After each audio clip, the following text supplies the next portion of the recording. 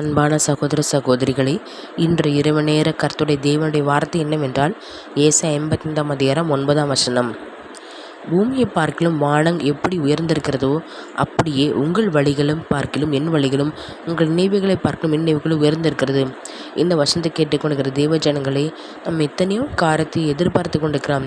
ஆனால் நம் வழிகளை பார்க்கணும், நம் சிந்தையை காட்டிலும், நம்முடைய எண்ணத்தை காட்டிலும், நம்முடைய வேண்டுதலை காட்டிலும் அவர் நமக்கென்று வைத்திருக்கின்ற தெய்வ திட்டங்கள் மாறாது.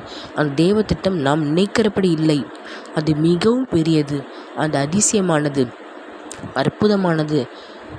உங்களுக்காக நான் ஜெபிக்கிறேன். கர்த்தாவே சோத்திரம். கர்த்தாவே ஏசப்பா, எத்தனையோ காரியத்தில் எத்தனையோ தேவ பிள்ளைகள் வேண்டிக் கொண்டு இருக்கிறான் தகப்பனே. ஏசப்பா சோத்திரம். கர்த்தாவே, நீங்கள் தகப்பனே ஜெபத்தை கேட்டு அற்புதம் அதிசயம் செய்து தகப்பனே உங்கள் வழிகளை தகப்பனே ஏசப்பா செம்மைப்படுத்துங்க ராஜா. உம்முடைய தேவ திட்டத்தை அவங்களுக்கு தகப்பன தெரியப்படுத்துங்க ராஜா. உங்களுடைய தேவ திட்டம் மிகவும் பெரியது ராஜா. அது யாரும் அறிய முடியாத தகப்ப சோத்திரங்க தாவே, அறியாது எட்டாத ஆண்டவரை எண்ணிக்கை அடங்காத தகப்பன் இசப்பா நன்மைகள் நீங்கள் செய்திருக்கீங்க. அதுக்காக கூடி ஸ்தோத்திரங்க தாவே. துதி கன மகிமை யாவையும் இயேசு கிறிஸ்துவருக்கே செத்துக்கிறேன். மீட்பும் ரட்சகமாக்கிற இயேசு கிறிஸ்து இன்பநாமத்தில் ஜெபிக்கிறேன் என் ஜீவன் நல்ல தகப்பனே. ஆமேன்.